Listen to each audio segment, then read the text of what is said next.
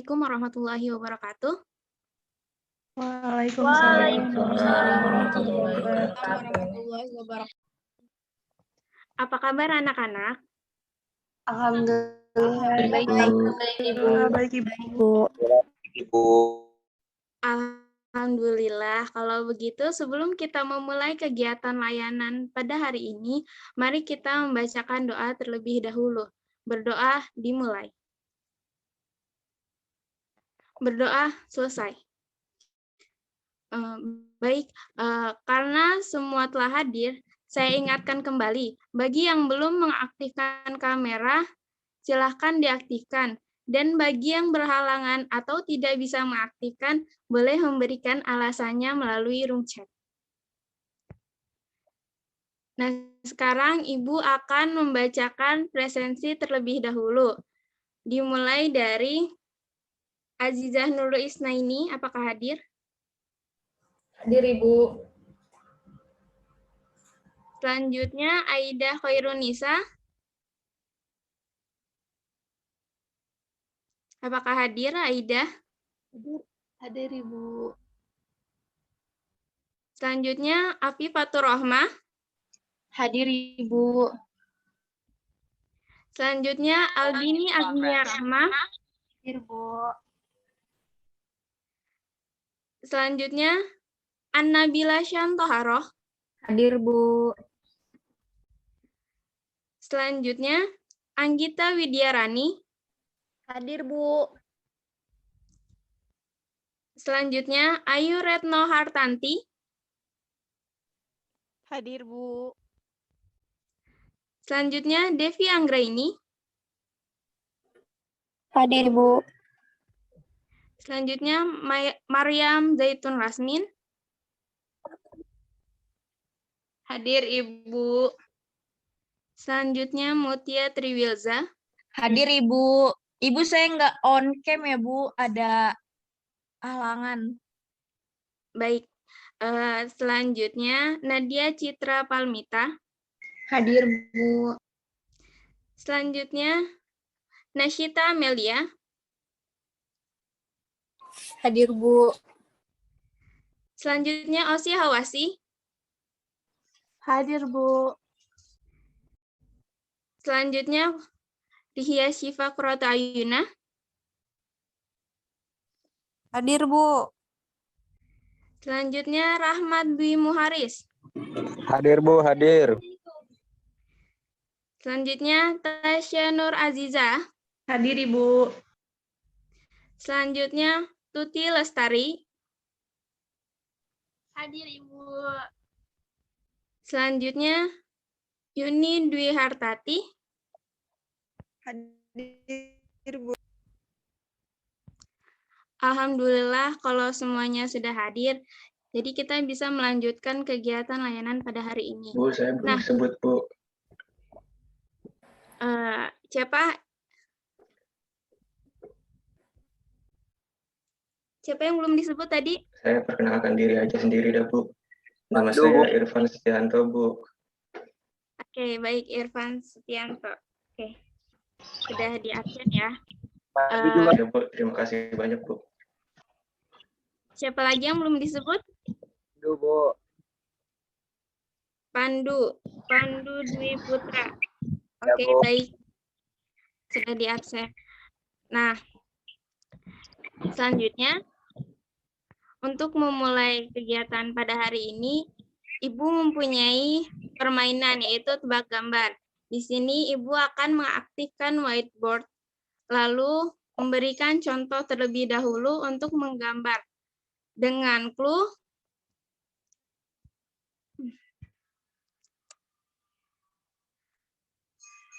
apakah sudah terlihat?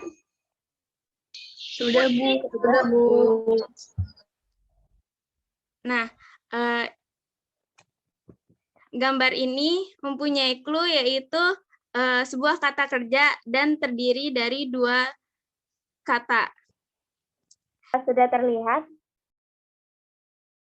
Sudah Bu, layar putih. Sudah, Bu, sudah. Baik. Kalian boleh menjawab ya dengan clue, yaitu kata kerja dan terdiri dari 2 kata.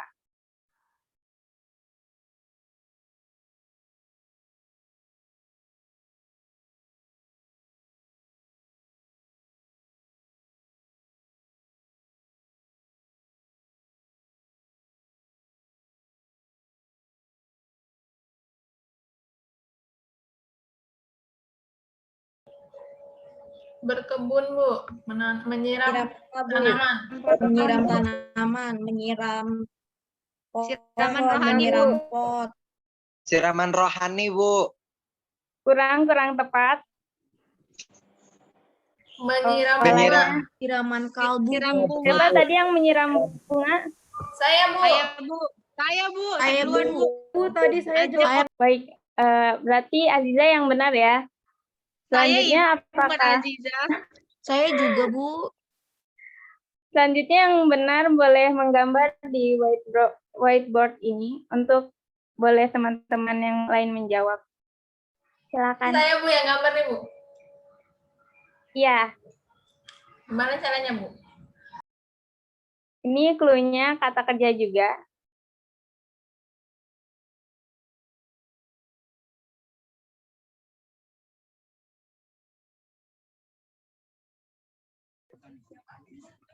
Beruang.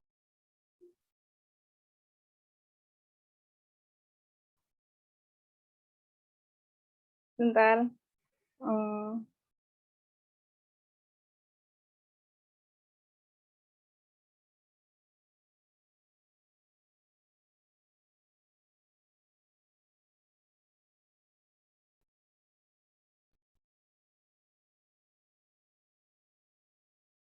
Pada yang bisa menjawab? Itu hewan apa manusia sih, Bu? Apa siluman? Ini hewan ya. Oh, itu Doraemon ya, Bu. Beruang kopi. Doraemon, Bu. Singa laut. Bukan ya. Monyet, Bu. Apa, Bu? Ya, betul. Ini kata kerja. Hmm. Monyet betul, Bu. Monyet, Bu. Nggak ada Monyet. Monyet berisik. Itu main Bukan. soccer, Bu. Ini Monyet main angklung, Bu. bukan. 2 Topeng kata monyet. kerja. Bukan.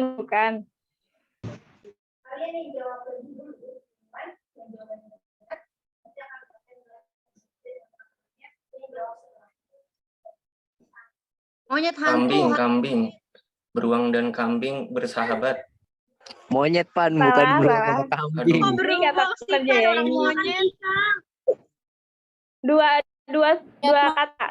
Itu Dua kata monyet. ya. Hampir benar tadi, 2 kata. Tadi ada yang jawab pisang, Bu. Monyet pisang. Monyet Monyet bukan makan nasi padang. Siluman monyet. Monyet mengupas. Yang benar tadi, udah ya. Gambar monyet makan pisang. Itu 3 kata, Bu. Bu.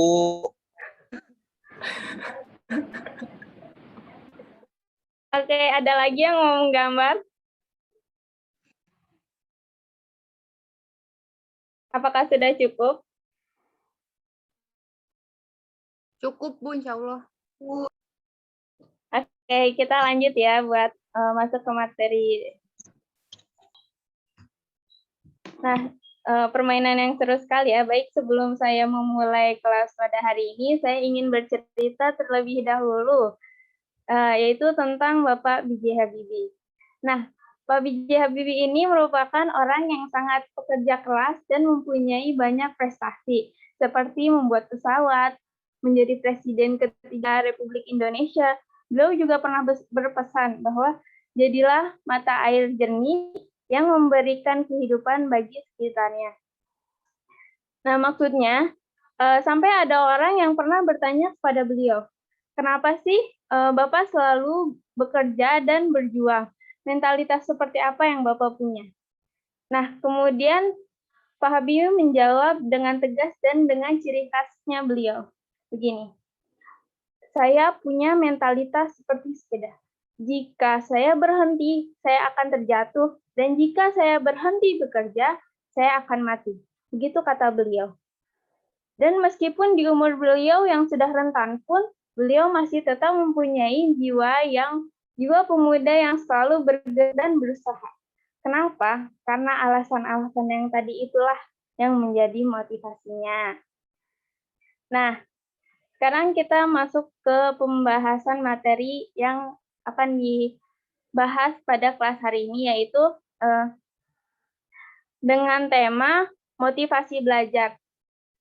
Tolong ada yang bisa share screen PowerPoint-nya. Ada yang mau bantu share screen PowerPoint tentang motivasi belajar yang Ibu sudah kirimkan?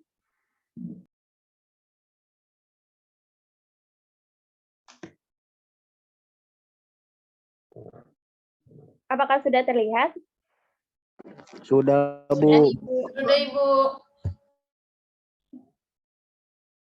Baik, saya lanjut ya. Kelas pada hari ini bertemakan motivasi belajar. Nah, menurut pengertian, motivasi belajar menurut Novianti tahun 2011 adalah sebuah penggerak atau pendorong yang membuat seseorang tertarik untuk belajar, sehingga memiliki keinginan untuk terus belajar. Nah, sekarang Ibu mau tanya, penting nggak sih mempunyai motivasi dan belajar?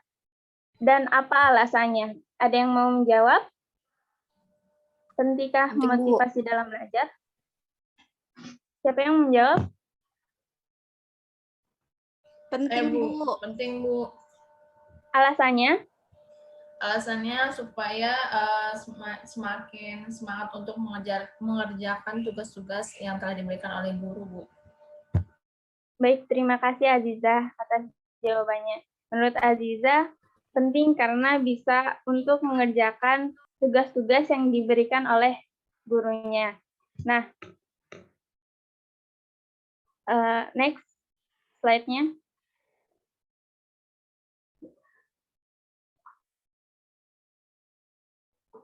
Nah, penting ya, dalam belajar itu penting adanya sebuah motivasi. Karena suatu saat kamu pasti akan mengalami sebuah kebosanan.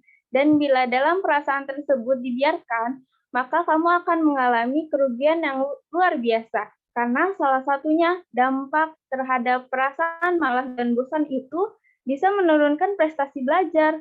Dan orang-orang sukses dalam belajar atau bekerja itu apabila mereka memiliki keinginan yang kuat atau serius untuk mencapainya. Nah, keinginan tersebut digerakkan oleh motivasi seseorang. Jika seseorang menggapai sesuatu harapan tanpa dilandasi motivasi yang baik, konsisten, ulet, tekun, rajin, serta disiplin, maka harapannya hanyalah tinggal harapan atau bisa saja tercapai namun hasil yang tidak maksimal, walaupun memiliki tingkat kecerdasan yang tinggi sekalipun. Nah, dan gimana sih cara kalian bisa semangat atau termotivasi untuk belajar? Apakah ada yang ingin menjawab? Cara bagaimana kalian bisa semangat atau termotivasi dalam belajar? Ada yang bisa menjawab? Cara kalian untuk termotivasi dalam belajar? Saya, Bu. Baik, Afifatur Rahmah, silakan menjawab. Kalau cara saya untuk memotivasi dalam belajar itu, yang pertama yang pasti saya ingat perjuangan orang tua saya. Terus yang kedua, saya ingat bahwa tujuan saya buat belajar tuh goals terakhirnya apa sih, Bu? Gitu kalau saya. Baik, terima kasih Afifatur Rahmah. Selanjutnya ada yang ingin menjawab lagi? Baik, Aziza, boleh menjawab. Saya seperti Afia, untuk lebih bermotivasi dalam belajar, saya mengingat tujuan saya untuk apa ke depannya seperti itu, Bu. Dan juga karena sudah ada perjuangan orang tua yang sudah menyemangati saya untuk tetap terus belajar. Seperti itu. Terima kasih Azizah. Jadi jawaban Azizah sama Sifatur Rohmah itu hampir mirip ya, karena perjuangan orang tua dan ingin hasil yang lebih untuk kedepannya. Nah, lanjut. Slide berikutnya.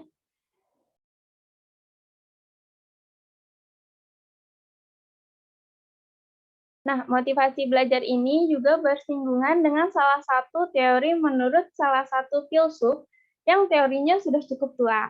Nah, motivasi tindakan saat kita hidup itu sebenarnya ada dua menurut Thomas Hobbes ini. Nah, dua motivasi ini adalah teori yang melandasi semua tindakan kita, perilaku kita, mulai dari tingkah laku yang simple sampai perilaku yang kompleks. Nah, terus dua jenis motivasinya apa sih? Nah, motivasi yang pertama adalah kita melakukan sesuatu untuk menghindari penderitaan. Coba di next dulu slide-nya. Yang pertama itu untuk menghindari penderitaan, sedangkan jenis motivasi yang kedua itu untuk mendapatkan kebahagiaan. Dan berlandaskan teori tersebut, setiap orang menempatkan tingkah lakunya di salah satu alasan tersebut. Bisa jadi untuk menghindari penderitaan, dan bisa juga untuk mendapatkan kebahagiaan. Coba di next dulu slide-nya.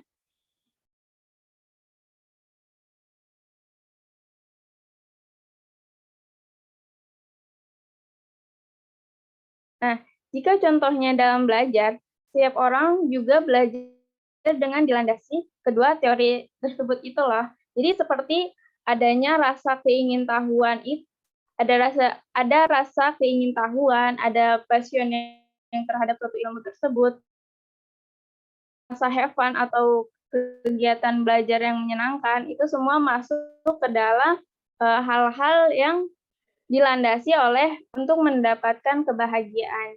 Saya ulang, jadi kayak adanya rasa keingintahuan itu masuk ke untuk mendapatkan kebahagiaan. Nah, kalau adanya passion atau terhadap suatu ilmu, dia punya passion tersendiri.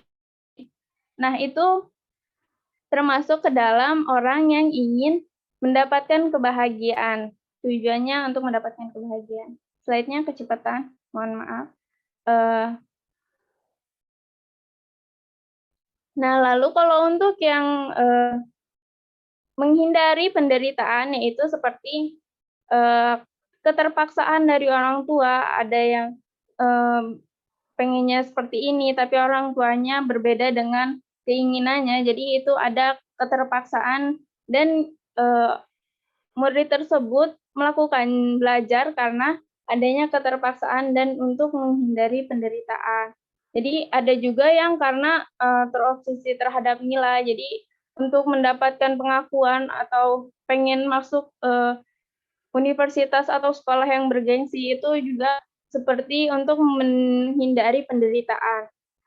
Nah, yang harus kalian ketahui oleh kalian yaitu ada rumus motivasi yang berlaku untuk semua orang, yaitu tindakan yang dilakukan atas motivasi mendapatkan kebahagiaan itu selalu ngasih kepuasan yang lebih dibandingkan tindakan yang dilakukan atas motivasi untuk menghindari penderitaan. Jadi kalau tujuannya untuk mendapatkan kebahagiaan, itu hasilnya lebih optimal daripada orang-orang yang belajar untuk menghindari penderitaan.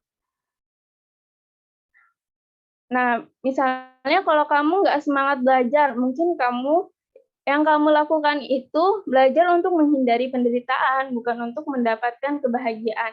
Dan memandang belajar itu sesuatu yang melelahkan, membosankan, dan harus diselesaikan.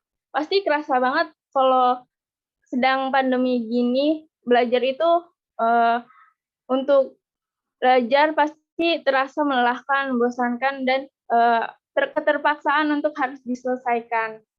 Jadi mungkin kalian kalau ingin belajar dengan have fun atau mempunyai kegiatan yang menarik dalam belajar itu, kalian mungkin harus merubah tujuan kalian untuk belajar itu sendiri.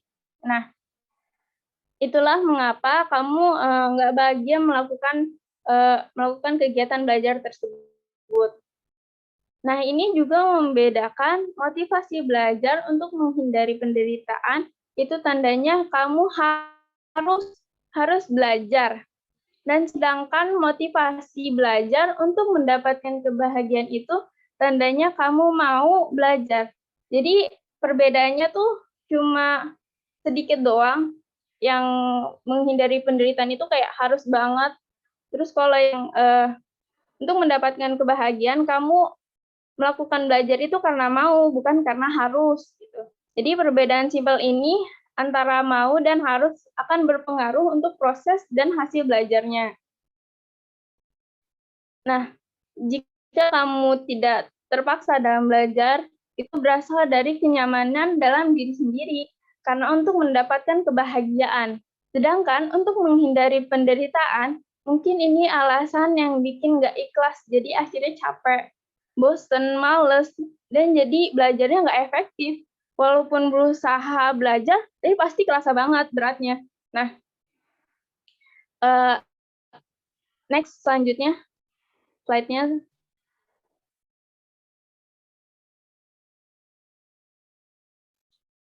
Nah, di sini ada jenis motivasi belajar. Terdiri dari dua motivasi.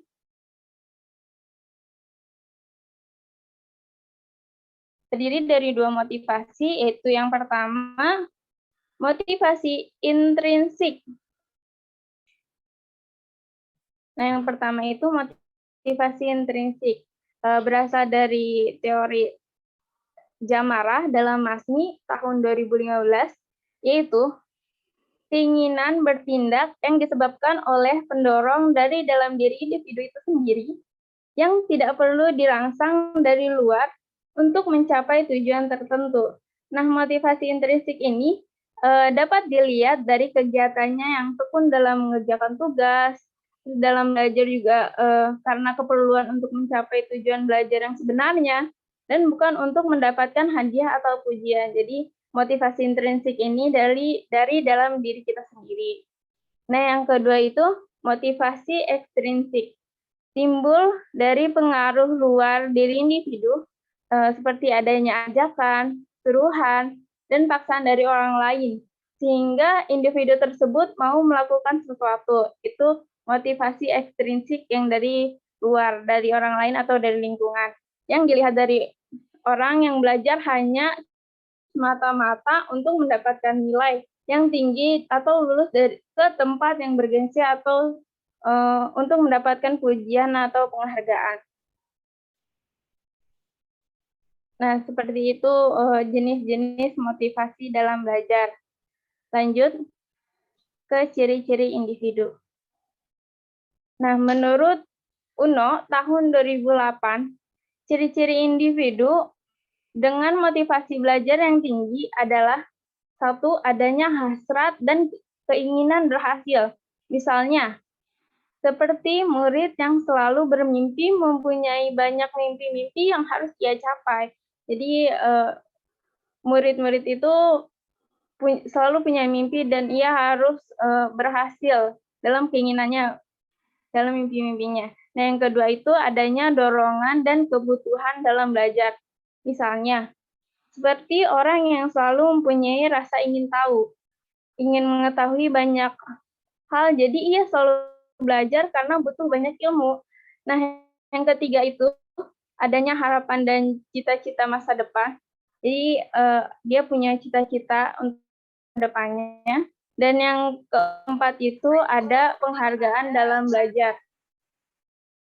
Dan yang kelima itu ada kegiatan yang menarik dalam belajar. Dan yang keenam itu adanya lingkungan belajar yang kondusif. Jadi kalau belajar yang enggak di lingkungan yang kondusif, mungkin hasil belajarnya atau prosesnya akan berbeda dengan belajar di lingkungan yang kondusif. Seperti itu. Lanjut ke prinsip-prinsip dalam motivasi belajar. Menurut Hidayat tahun 2016. Nah, yang pertama itu ada motivasi sebagai dasar penggerak yang mendorong aktivitas belajar. Yang kedua, ada motivasi intrinsik lebih utama daripada motivasi ekstrinsik yang sudah dijelaskan sebelumnya. Nah, yang ketiga itu motivasi berupa pujian lebih baik daripada hukuman. Nah, yang keempat itu motivasi saling berhubungan dengan kebutuhan belajar. Yang kelima, ada motivasi untuk membentuk rasa optimisme dalam belajar. Nah, yang terakhir itu prinsip motivasinya ada melahirkan prestasi belajar. Nah, bisa dilanjut yang faktor-faktor.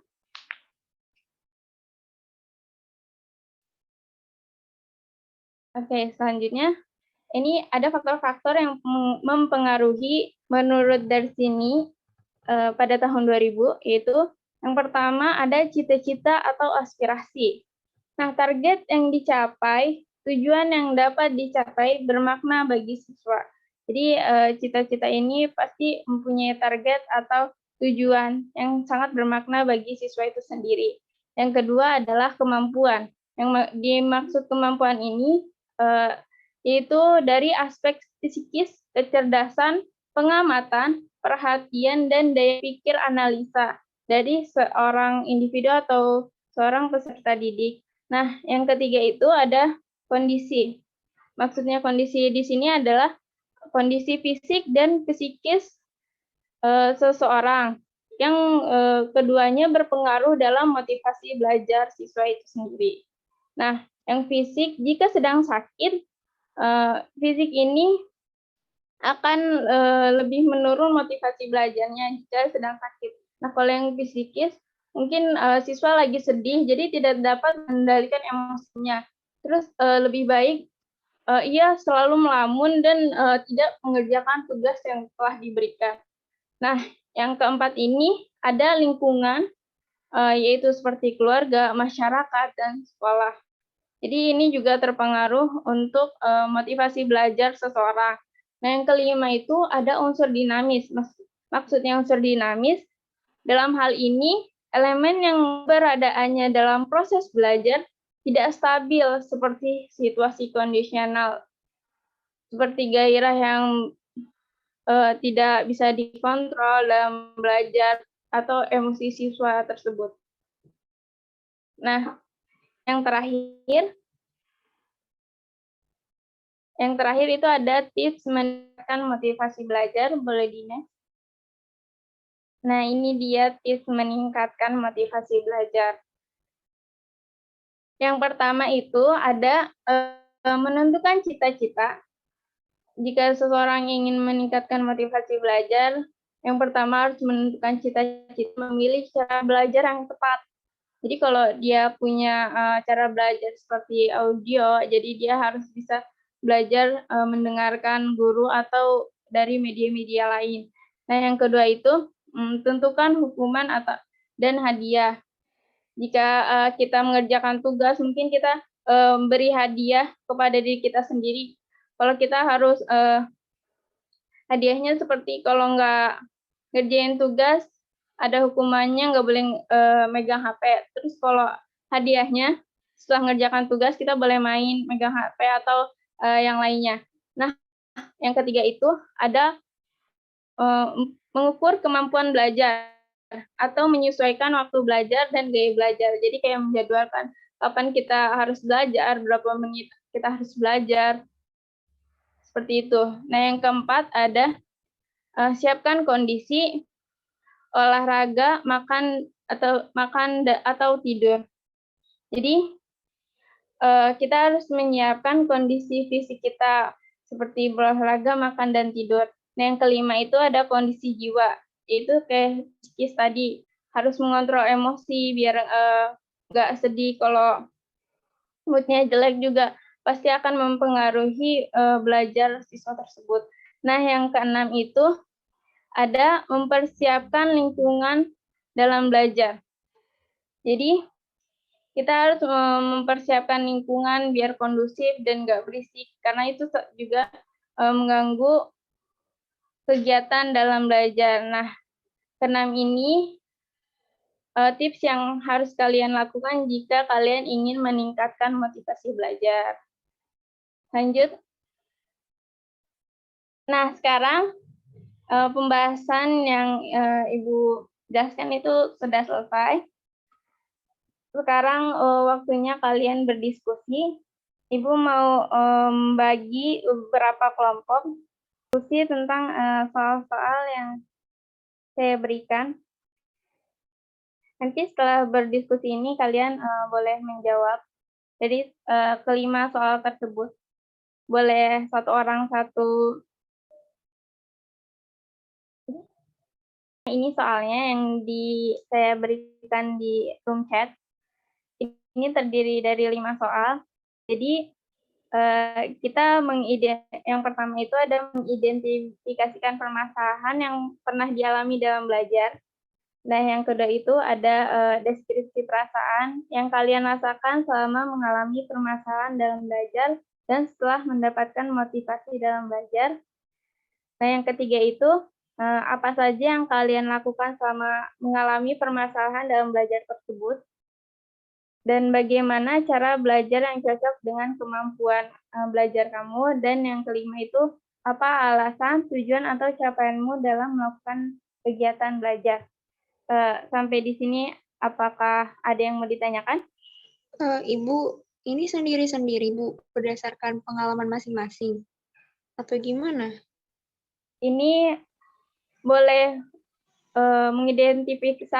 mengidentifikasikan salah satu permasalahan. Nanti kalian menjawabnya boleh perwakilan aja. Jadi kayak saling sinkronasi antara pertanyaan pertama sampai pertanyaan terakhir. Misalnya kayak tujuannya pengen menjadi apa gitu, gaya belajarnya seperti apa, terus apa yang dilakukan gitu. Saya pengen jadi guru, gaya belajarnya gimana, apa aja yang harus dilakukan, seperti itu. Paham nggak? Oh, berarti satu masalah tapi didiskusinya bareng-bareng gitu ya, Bu? Iya, iya.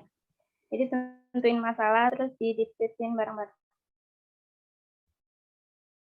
Oke, Bu, paham. Oke.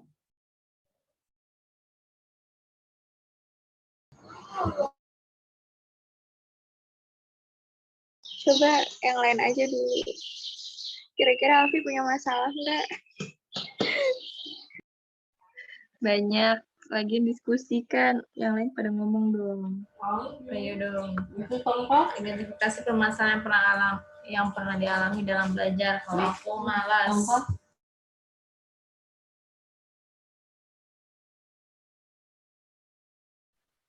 Sulit konsentrasi. Nggak ngerti mau belajar apaan. Terus ngantuk. Itu masih. Sulitnya memahami pelajaran. Kadang kalau lagi galau kan juga jadi malas belajar, ya nggak sih? Iya, benar banget, Mbak. Benar. Betul. Ya udah galau aja galau. Iya, karena galau aja kali ya. Gangguan belajar. Ini kan identifikasi kan, berarti banyak macamnya kan? Atau cuma satu aja?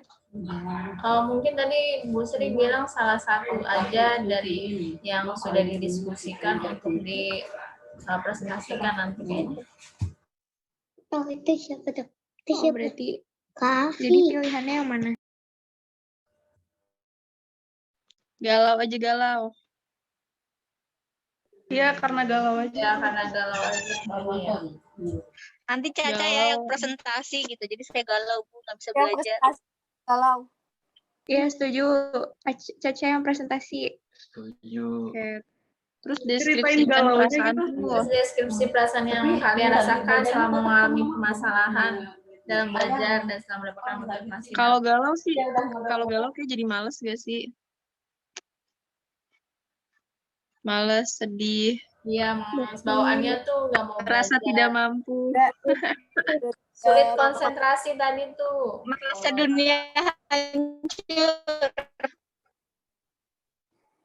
dunia tidak adil.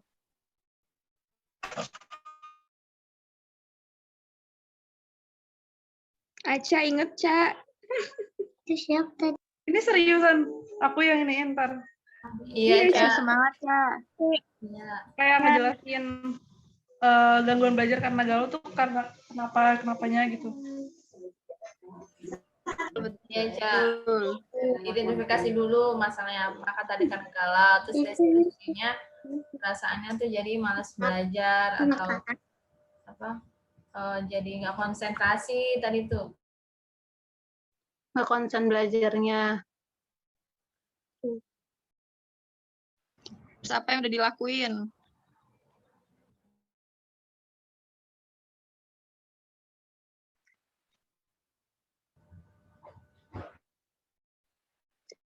Kalau Afi sih kalau udah galau malas belajar, dia jadinya nggak belajar. Iya, terus Ya jadinya paling kayak rebahan gitu, main HP paling gitu sih. Ya, makanya mau tidur terus gitu ya.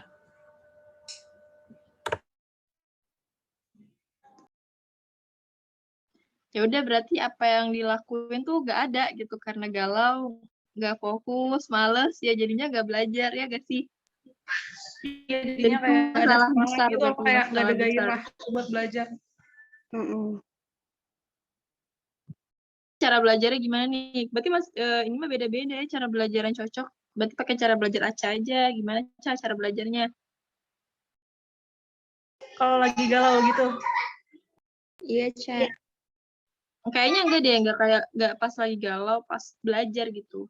Kalau kan kayaknya udah enggak konteks masalah kayaknya.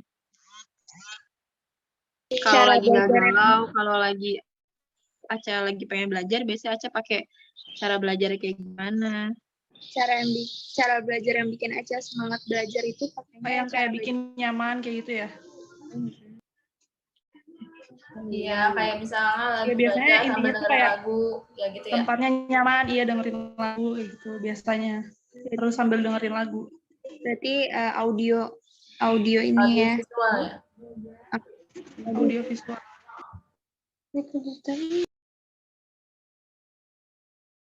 Terus tujuan kamu atau capaian yang ingin kamu tuju dalam melakukan kegiatan belajar, Ca. Biasanya kalau Aca mau belajar, kira-kira tujuan yang pengen dicapai itu apa? Iya, biasa di rumah baik. Yang orang tua itu apa? Iya, itu ya. Apa? perjuangan orang tua.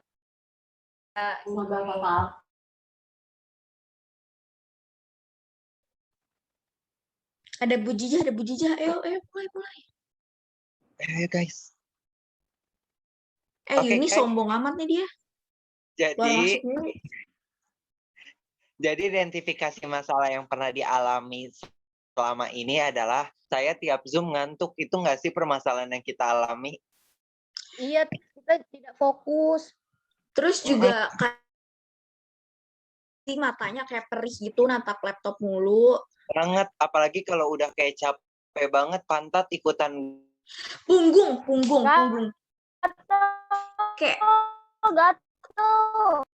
Hah? Apa sih itu? Masalahnya tidak fokus saat belajar online gitu aja ya teman-teman. Iya, terus deskripsi ini tuh yang kayak tadi mata perih, punggung pegel, pantat pegel. Itu kayak buat Tuti doang ya. Sama ini nih buka media sosial gitu kan kalau lagi nge-Zoom gitu. Iya, multitasking. Curi-curi buka handphone. Apa saja yang kalian lakukan sama mengalami permasalahan dalam belajar tersebut? Rebahan gak sih? Pasti gak sih? Itu udah bener banget rebahan. Iya kan? Jadi kayak sambil nge-Zoom, off cam, kita rebahan. Iya gak sih? Bener banget, parah.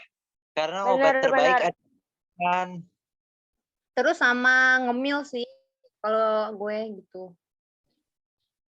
Iya bener, sama nyeduh kopi.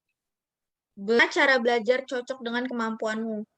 Ini tutor sebaya nggak sih? Kayak kita diajarin sama temen sendiri tuh kayak lebih paham. Iya, kayak Otodidak. Didak mah sendiri, Mamat. Gaya lu. Maaf. Ya Maaf, memang. Bu. Maksudnya berkelompok. Oh, maksudnya berkelompok. Yang terakhir, apa alasan tujuan atau capaianmu dalam melakukan kegiatan belajar? Lulus sarjana S1. Mau bahagiain orang tua Lulus nggak tepat sih? Biar dapat duit. waktu. Masya Allah. Ya enggak sih, tujuan dekat kita pasti pengen lulus tepat waktu sekarang nih. Yes. Sekarang kita ngapain lagi, Bu? Udah keluar semua dari break. Udah, Bu.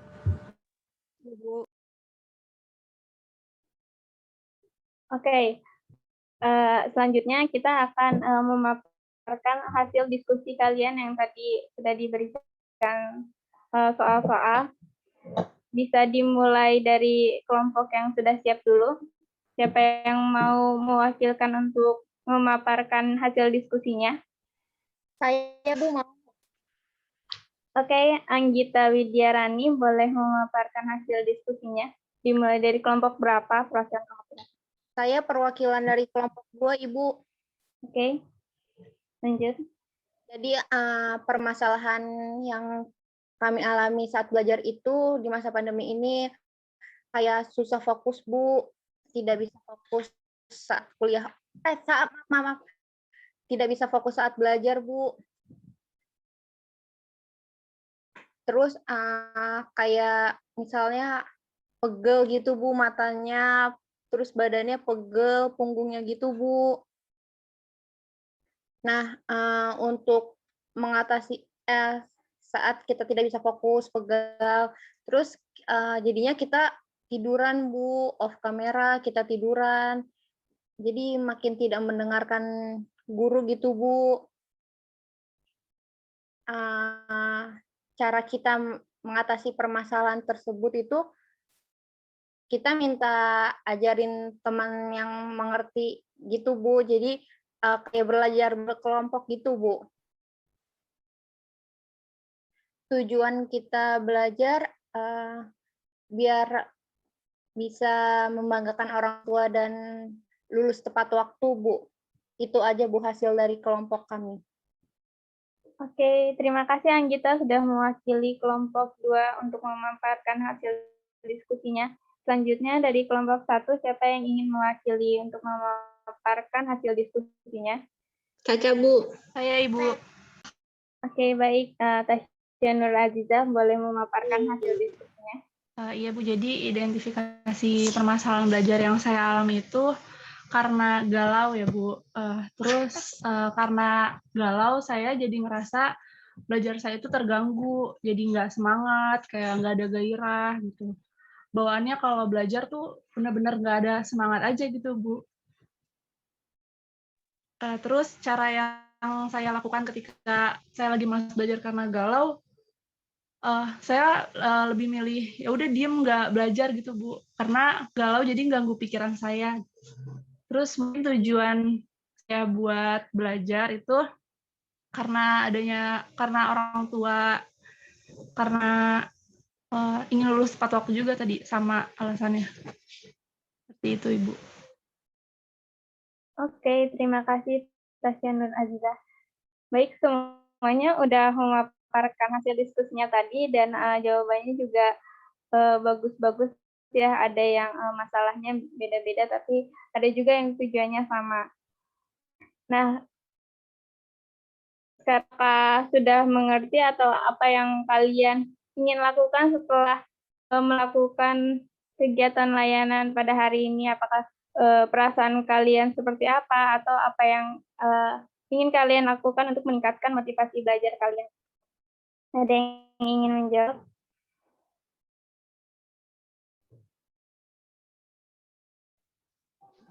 Saya, Bu. Oke, baik. Nadia Citra boleh menjawab. Mungkin untuk perasaan saya setelah saya mengikuti kegiatan ini, Saya jadi tahu betapa pentingnya motivasi untuk meningkatkan minat belajar. Kemudian yang ingin saya lakukan, yang pertama saya akan berusaha mengenali tujuan yang ingin dicapai agar dapat membanggakan kedua orang tua saya, Bu. Itu aja dari saya, Bu. Baik, terima kasih Nadia Citra atas jawabannya. Selanjutnya ada yang ingin menjawab lagi? Pertanyaannya apa, Bu?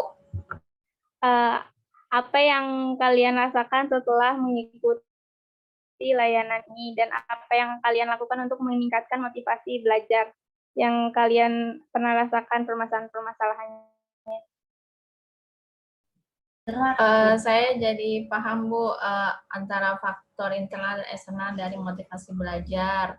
Lalu yang saya akan lakukan setelah saya mengetahui motivasi belajar ini, saya akan mengidentifikasi permasalahan yang saya miliki, kemudian saya mencari apa yang menjadi permasalahan dalam cara belajar saya untuk saya bisa mencari alasan atau untuk mencari perbaikan dalam pembelajaran yang saya lakukan di setiap pembelajaran di setiap pembelajaran yang saya lakukan, Bu. Terima kasih, Bu. Baik, terima kasih Azizah Nurul Islami telah menjawab. Nah, yang terakhir saya ingin berpesan menurut motivasi belajar bagi saya sendiri. Nah, motivasi belajar yang sering saya lakukan itu adalah untuk bergerak mengejar versi terbaik diri saya sendiri. Nah, karena kita sebagai manusia itu lebih baik terus bergerak dan berusaha. Jika tidak, itu sangat sulit untuk mendapatkan kesempatan. Nah, dan memang kesempatan itu terkadang tidak akan datang kedua kalinya. Tetapi kesempatan itu bisa saja datang pada orang yang selalu bergerak atau termotivasi untuk selalu belajar. Nah, kesempatan seperti apa? Yaitu kesempatan yang bisa saja datang pada orang yang selalu bergerak, berusaha dan berkembang karena dunia ini akan selalu berputar meski tanpa peran dirimu. Dan kamu akan lebih cepat tersaingi oleh orang lain yang selalu termotivasi untuk berusaha walaupun posisimu bisa saja lebih cerdas dari orang yang selalu berusaha dan bergerak itu. Nah, cukup sekian materi dan layanan pada hari ini. Kurang lebihnya saya mohon maaf. Wabillahi taufiq wal hidayah. Wassalamualaikum warahmatullahi wabarakatuh. Waalaikumsalam warahmatullahi wabarakatuh. Terima kasih, Bu. Makasih ya, Bu. Kasih Bu. Tapi Makasih, Tuti Ibu. Tuti suruh cerita Bu.